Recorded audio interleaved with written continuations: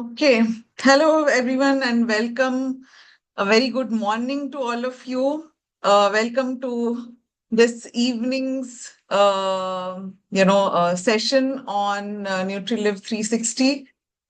Yes, good morning because, we are going to be talking about morning nutrition. And it is said that if you start your morning well, everything goes well. In fact, I'm just reading this book.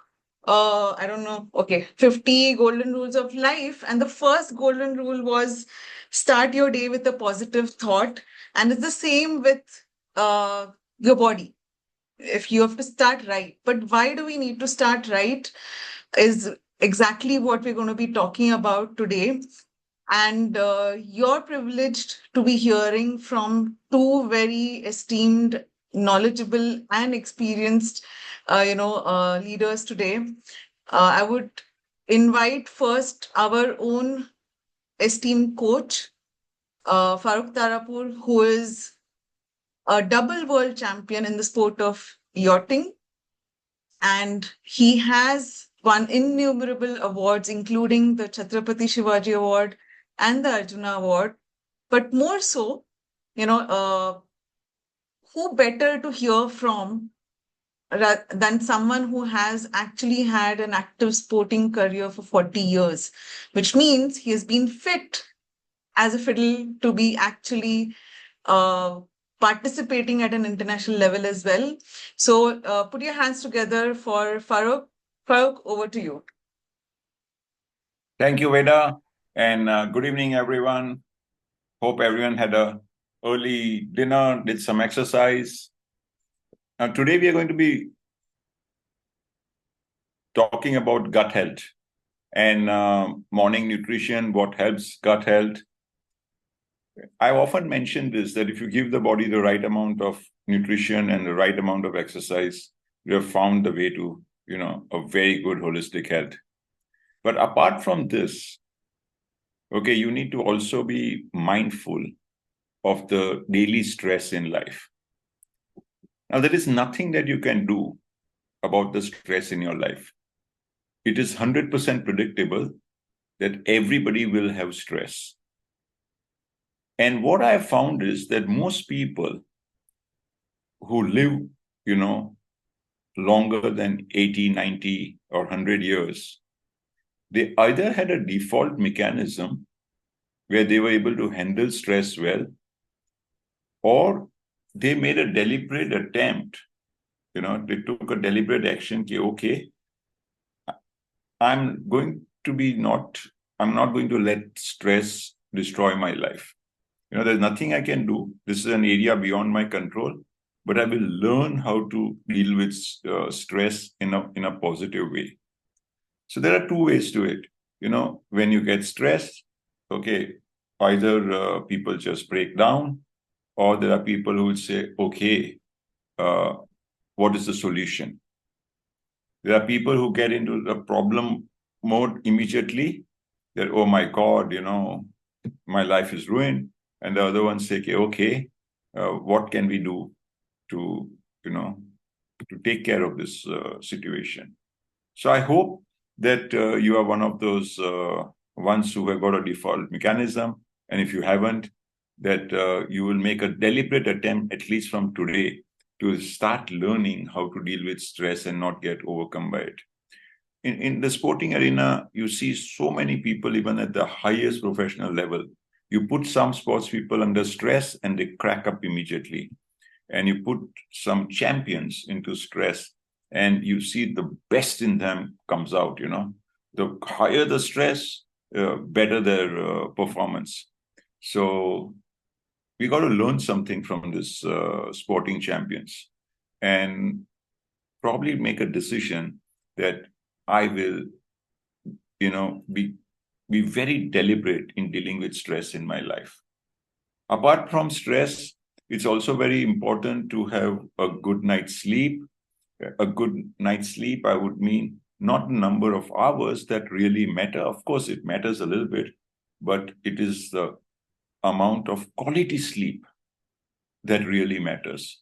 Are you really getting good sound sleep? You can, check it out yourself. The day you had like a real sound sleep, you'll feel up, you will wake up the next day feeling fresh.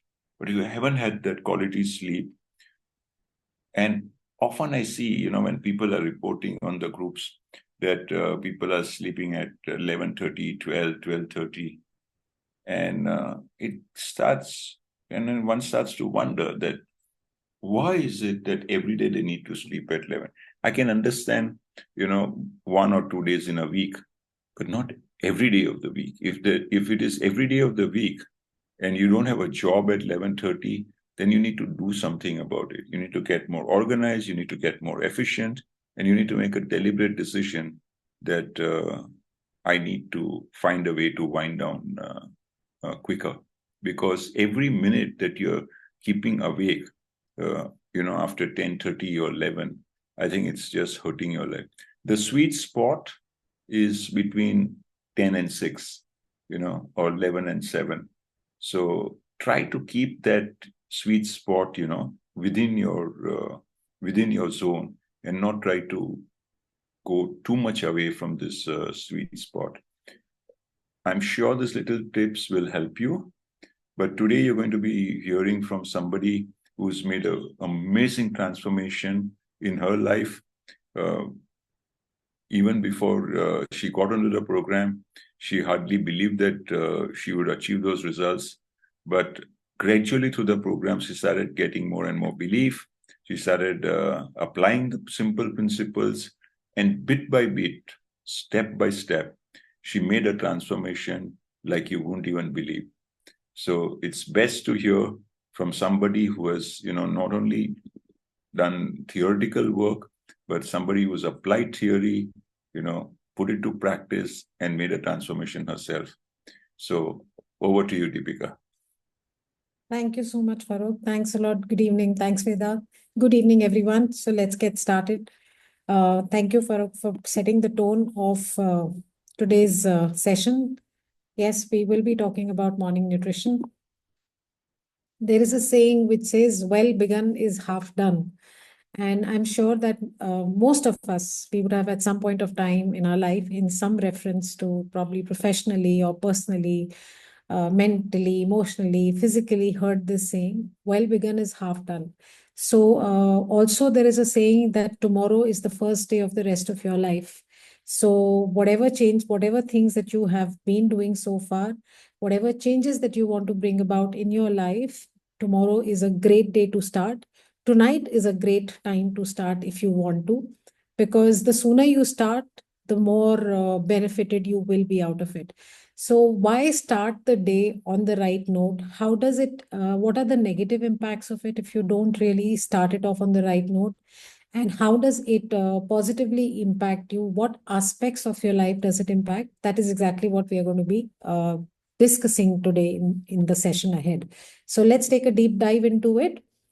So we've all grown up in our school lives and, throughout listening to this, that eat your breakfast like a king, lunch like a prince, and dinner like a pauper.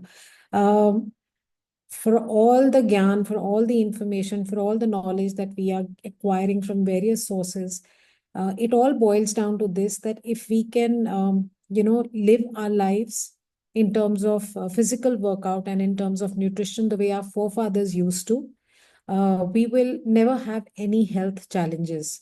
So all these proverbs of eating breakfast like a king, they are, there is a science which is attached to it. Earlier, people could not really understand science and technology and all these fundas. So they were given more of a religious aspect to it, be it, the 2 Navratras, twice in a year that we do. So if you actually study it deeply, you get into the nitty-gritties of it, you will understand the science behind it.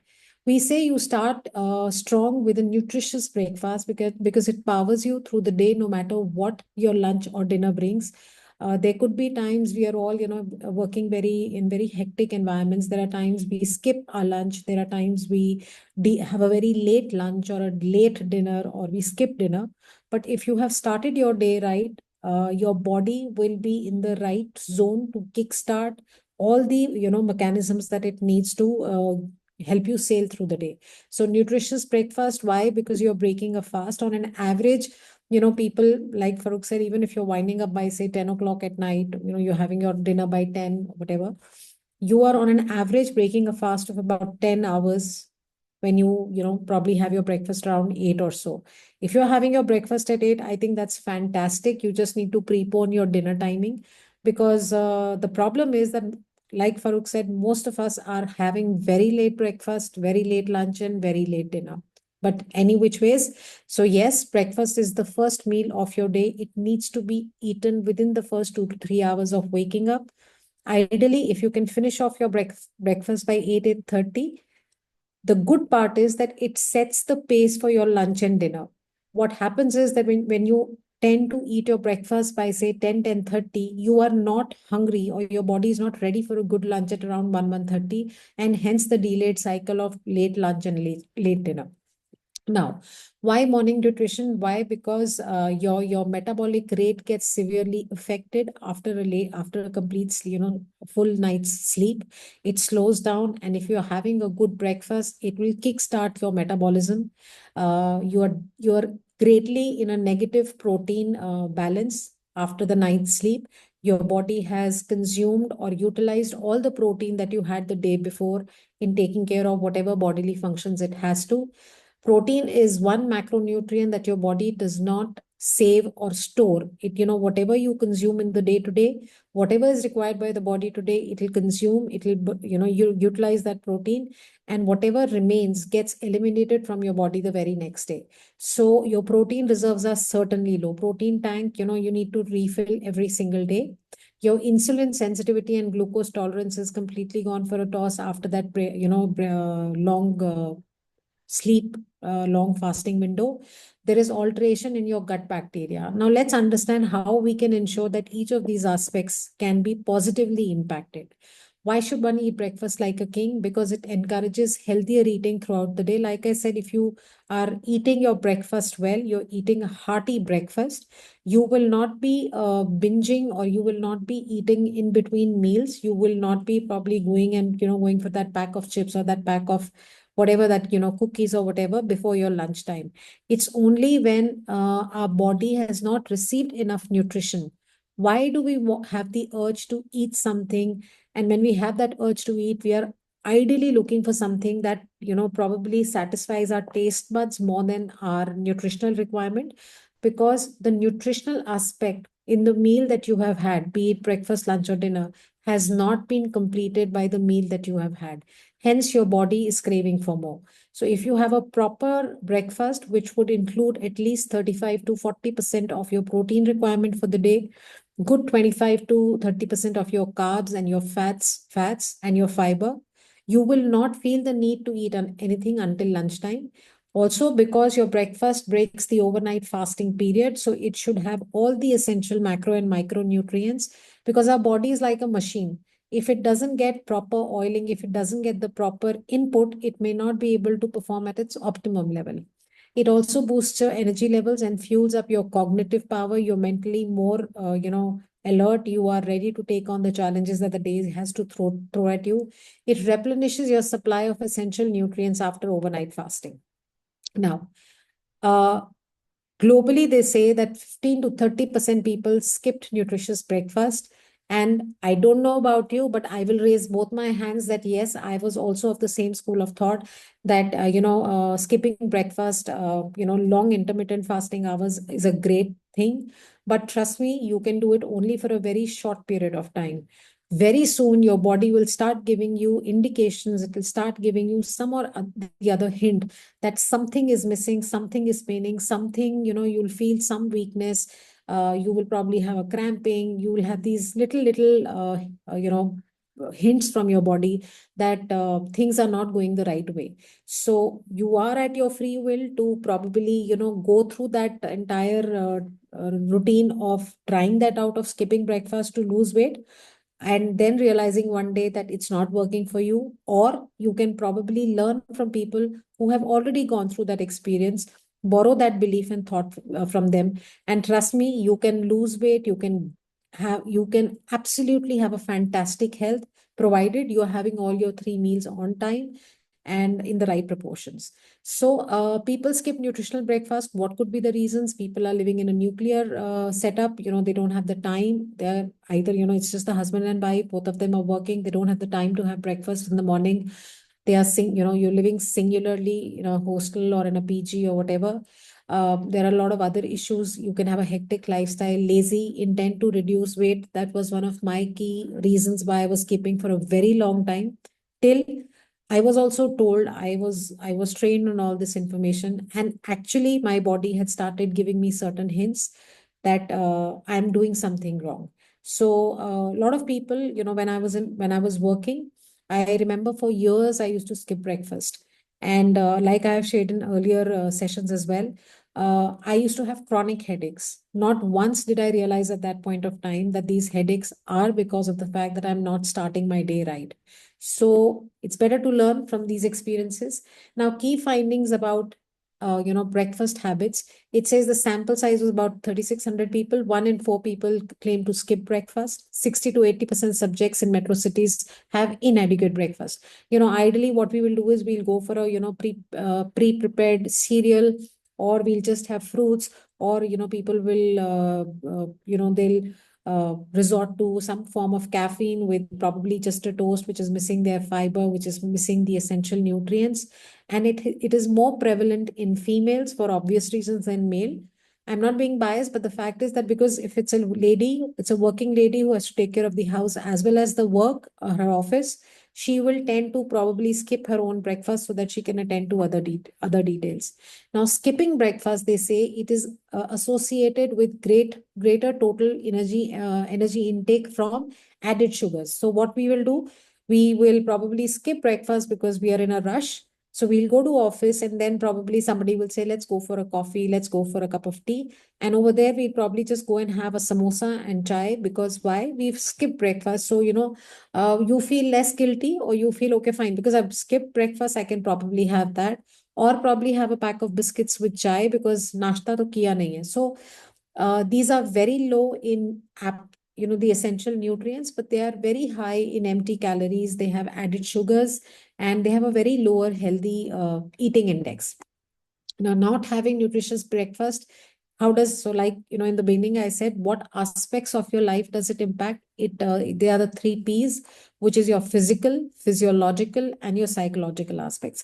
Now, how do they positively impact and how do they negatively impact these 3 aspects? Let's understand. Now, not having a nutritional breakfast, how does it impact your health? You are low on energy. Oftentimes people will, feel low on energy. They'll feel sapped out. They will not have the same zeal and enthusiasm and energy to carry out the daily task. People could have headaches. People could have dizziness. They have low endurance. And trust me, if you don't get a good night's sleep, if you don't eat properly, it'll actually result in your weight gain and increased fat deposition, because your body is like, it senses that the food is not coming. So it will rather burn lesser calories and store more fat reserves in case of emergency. That's how the body works on a, flight or fight syndrome. The benefits are of having a good nutritious breakfast. You are high on energy. Your body has all the nutrients, it has all the fuel it requires to get started with the day, and hence leads to a good improved performance, because there is a regular supply of good nutritional food coming in. So body's metabolic rate goes higher because it knows that the food will come in. So for the same activity, it'll tend, the more you work out, the more calories it will burn for the same activity, and there is reduced fat deposition. Now, the more you not have nutritious breakfast, the fatter you will get. Why? Because the brain will command you to choose high fat, high sugar foods as compensation. That's how our mind plays tricks with us. So we need to watch out. Now, physical benefits you could experience when you are having a nutritious breakfast. Yes, you will have more energy. Visibly, what all can you see? Your performance will be improved, because, I can talk about myself, I can talk about people that I'm talking to, our couple of our participants on the group. When you don't have a breakfast or you skip a meal, trust me, for the next 3 hours, 4 hours, till you have your next meal, subconsciously our mind is only thinking about what am I going to eat when I'm going to eat, or what is it that I can eat right now sitting on my desk, which will not, want me to actually go down to a place and sit and eat. So what can I get on my tabletop? I can get a pack of chips, I can get some cookies, I can get some all of this high calorie dense food, but very less on nutrition. So this is how we work. So if your tummy, if your nutrition requirement is fulfilled, your mind will not waver into eating all of this. Your energy levels will be very high. It will support the growth and development of various aspects of your body. Your brain, okay. Now, the more you not have nutritious breakfast, I think this has come again. Sorry. Now, what is a healthy habit? Farooq has forever been an advocate of taking a brisk walk. And I'll repeat that. He's been an advocate of taking a brisk walk, ideally a 40-minute walk after every meal that you have, because that helps break down sugar, metabolize sugar more effectively in your body. It will help in your insulin, and it will also not let unnecessary fat get stored in your body. So it's a great habit to walk after every meal, including breakfast. Unlike a couple of years ago, when I have grown up listening to our elders saying that खाना खाने के बाद एकदम walk नहीं करनी चाहिए, खाना खाने के बाद बिल्कुल walk करनी चाहिए, brisk walk करनी चाहिए. If you can't do 40 minutes, do a 20-minute fast pace stroll. If you can't step out of your office or in outside your house, walk within your house. We feel that we cannot walk fast, but you may not be able to walk 4 kilometers in 40 minutes, but it's certainly better than sitting on the couch or resting on the bed.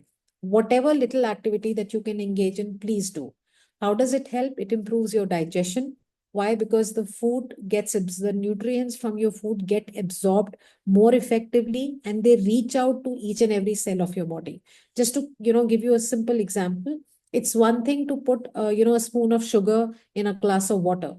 That sugar is going to stay and sit in that water for a very long time, and it will take a much longer time to completely dissolve. Vis-a-vis, if you put that sugar in the water and you whisk it nicely, thoroughly, that is a form of exercise basically. It will get dissolved very quickly, and it will spread evenly in the water, in the glass of water. Similarly, when you eat food and you physically are more active and you are in a deliberate workout mode, the food, not only the nutrients get absorbed properly, they reach out to every cell in your body, thereby helping in your cell growth. Also, enhanced blood sugar control. Walking after meal, I said it regulates your blood sugar. It certainly helps in maintaining a healthy weight. People often, in today's hectic lifestyle, they have, problems like IBS, they have problems like acid reflux, they have digestion related issues, bloating, gas, etc. It can severely reduce your heartburn and indigestion, and it certainly improves your mood and energy. Now let's understand what are the physiological aspects. We just heard about the physical ones. Circadian rhythm, body clock and hormone cycle. One of my most favorite image, which is given on your right hand side, looks to be a bit complicated if you're looking at it for the first time, but there cannot be a simpler image to tell you how our body clock works. So yes, you're looking at the image. One side it is showing the activity phase just below the sun, so which means your body's activity phase starts with the sunrise, and it should kind of slow down and come to a rest once the sun sets. It doesn't happen like that in our environment, in our lives these days. But trust me, ever since I have come onto this program, and I know a couple of my fellow participants, Veda is certainly one of them, Raj is one of them, there has been a deliberate effort on our part to ensure that we can finish our meal times before sunset, or certainly by sunset. It may take a while for you to reach there, but if the intent is right, you will eventually reach there. So the activity phases when the sun is up, the resting phases when the sun is down.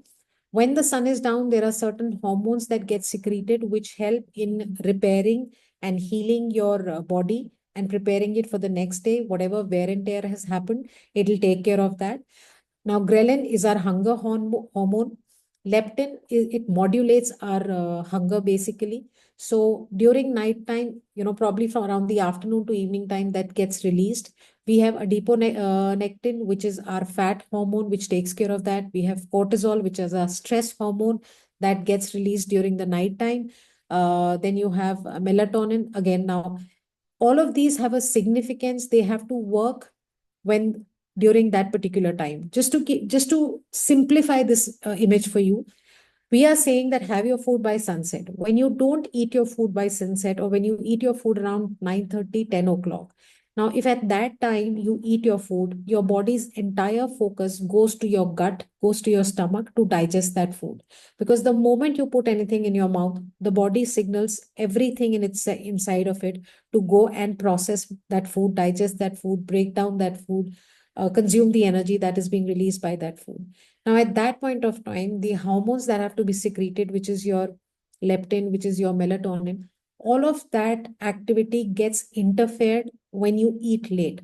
And when that activity gets interfered, those hormones are not able to effectively do the job that they are supposed to at that hour of the night. When they are not able to do that job, you will feel the difference of it maybe the next day, maybe in the coming week, maybe in the coming months or a couple of years. So the way our body is designed, if you can work according to the circadian rhythm, if you can align your daily clock in such a way that you can probably finish off your dinners maximum by 8 o'clock, your body will reward you in ways more than you can imagine. Okay, now this is a typical pictorial representation that when your body clock is misaligned, it is not working according to the circadian rhythm. How does it happen? And when you're fasting, feeding very irregularly, your sleep-wake cycle is irregular, what happens? It can lead to cardiovascular diseases. It'll certainly lead to weight gain. It'll lead to a lot of inflammation in your body because you're eating at odd times, you're eating things perhaps that you're not supposed to. It can lead to diabetes in the long run and certainly fatty liver disease. So we need to align our body clock as per the circadian rhythm. Now, what happens to your body if you do not eat your breakfast regularly? Your body protests against not having nutritional breakfast, and your cardiovascular system can go on a strike. And I'm sure we all understand that's one thing we can't take chance with, because this is one organ that is keeping us alive and kicking. So cardiovascular strike, why does that happen? You're having a non-nutritional breakfast. The non-stress hyperactivity is there. Your blood pressure is increased. Your lipid metabolism is abnormal from what it is supposed to be, and it can lead to a cardiovascular related diseases and issues. The risk of death increases 1.19 times. The risk of death from cardiovascular disease increases by 1.87 times. Risk of death from stroke. Now, the idea of showing you these numbers is not to scare you. The idea of showing this number is to just give you a little poke, a little jolt, that is there something that you can do a little more right than what you're already doing? Because if you can start making those changes 5% at a time, you will eventually reach to 100%. Now, your body will certainly protest not having nutritional breakfast in the form of a weight gain. I have personally been a sufferer of this, so I can tell you this. It will also lead to inflammation in your body. So, you will feel bloated, and you will feel, the same set of clothes, even though you may not gain weight, but the same set of clothes might feel, you'll feel a little snug wearing them after an irregular or after a period of not having breakfast. It can lead to impaired sugar levels and certainly affect your liver and result into a fatty liver. Now, development of type 2 diabetes and fatty liver because of all these reasons, which is your insulin resistance, hormonal imbalance, metabolic changes, inflammatory responses.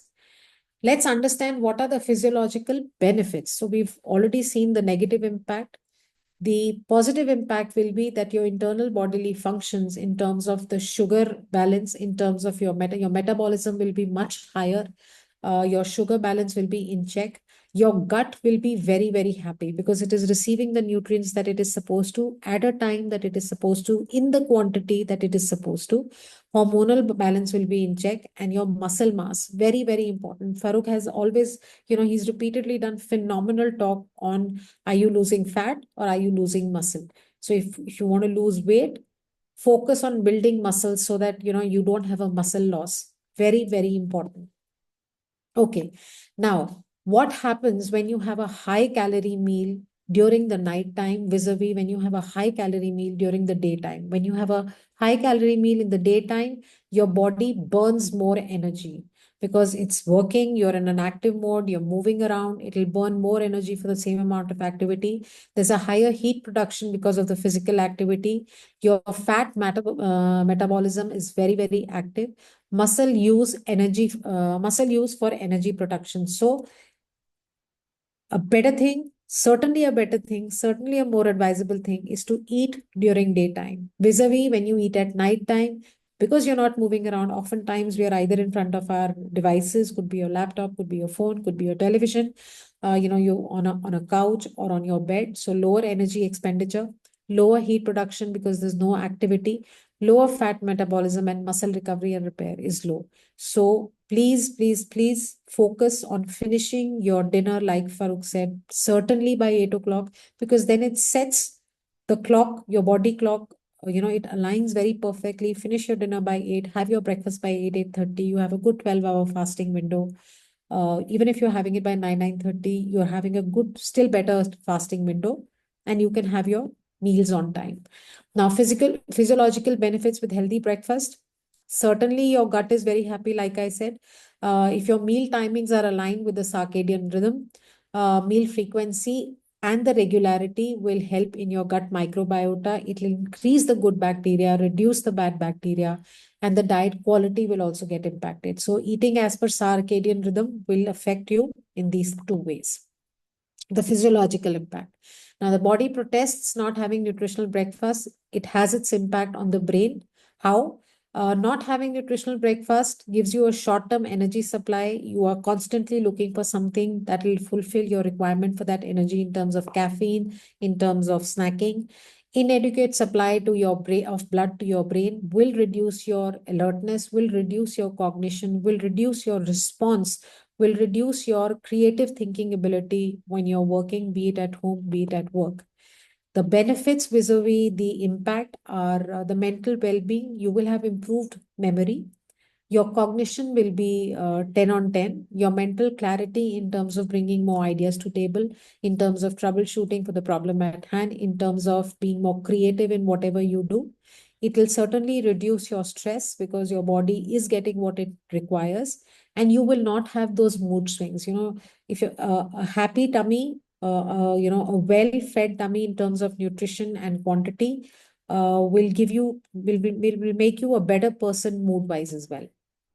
Okay. Now, the composition and cognition in children and adolescents, there's a systematic review of 45 different studies on breakfast. Regular consumption has certainly greatly impacted the cognition, which is the thinking, the understanding, and the memory attention span of kids who are having a better breakfast. Now, what are the benefits? Better metabolic rate, gut health, vascular health, efficient utilization of energy, and satiety. That's your physiological. What are your physical ones that we've studied so far? Optimum energy levels, manages your weight better if you're eating properly. It builds your muscle mass if you're eating a proper nutritious breakfast.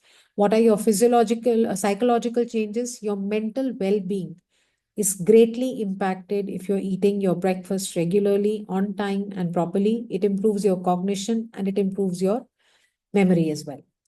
Well, I'm sure all of these inputs would be enough for you to prepare your breakfast plate tomorrow morning on time. When you prepare your breakfast plate, ask yourself, is the protein sufficient? Is the protein that I'm taking sufficient for my daily requirement? Is it up to 35 to 40% of my daily requirement? Is the carb content, the complex carb content enough on that? Is the fiber content enough on that? Is the timing right or not? And when you prepare your plate, before you sit down to eat, click a picture, put it on the group, because when you put it on the group, you will get the right kind of feedback from our mentors. Because I have a few participants on the group.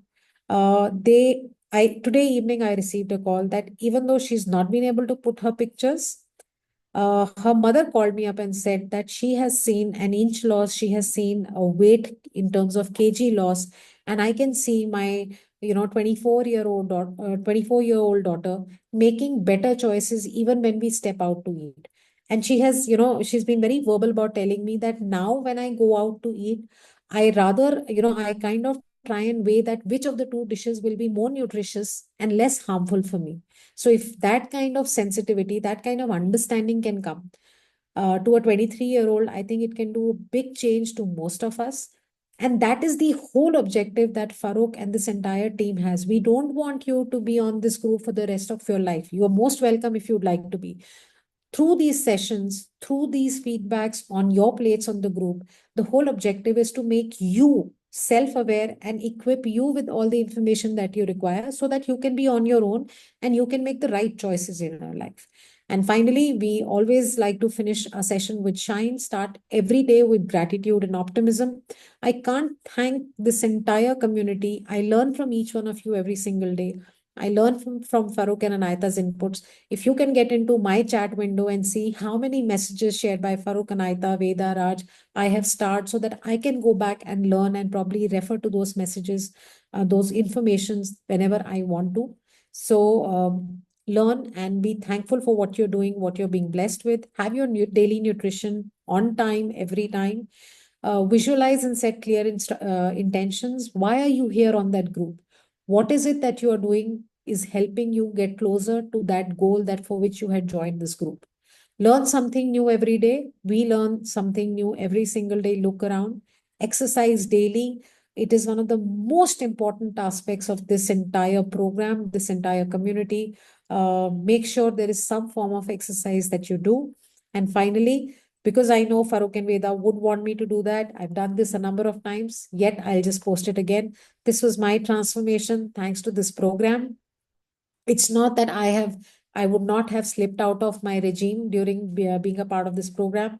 But the good news is that now I know that whatever my target weight is, I make sure that I don't give myself more than a 2.5 kgs plus minus.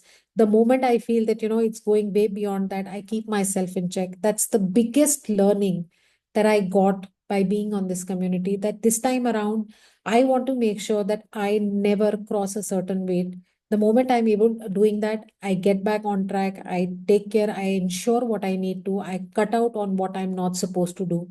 So that constant reminder is only because I am on this group. I am listening to what Farokh and Anayata say. I am reading what they are writing. I am making notes and I'm taking care of that. So I hope you are able to get some bit of information that will make a big change in your life in times to come. That's all from my side. Over to you, Veda. Thank you so much, Deepika. I think she deserves a big round of applause, everyone. And so very well said, Deepika, because, 1 second. Okay. You mentioned this, that we're on this program, we need not be there for life. It is mainly so that we get the right information, we are aware, we create those habits that can be, taken ahead for life for a very good health.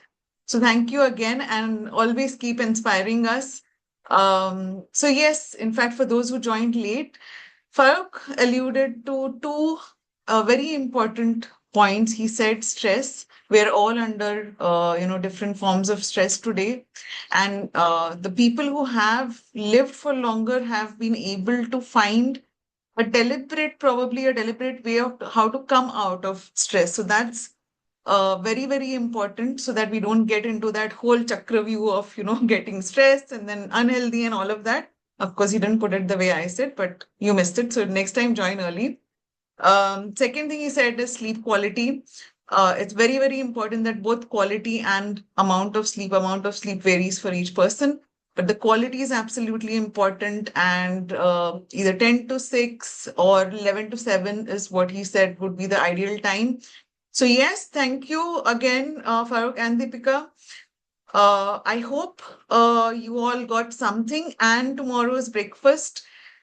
Trust us, we have immensely benefited by taking that one step of getting the morning food right. Okay, nutritious, not just eating a lot, but nutritious.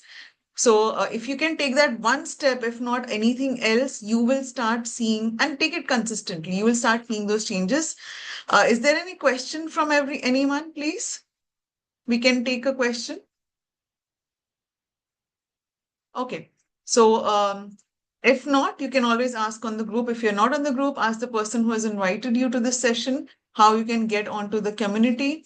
That's it from us. We will see you again on Friday with another topic that will definitely be of importance and interest. Thank you. God bless. Good night.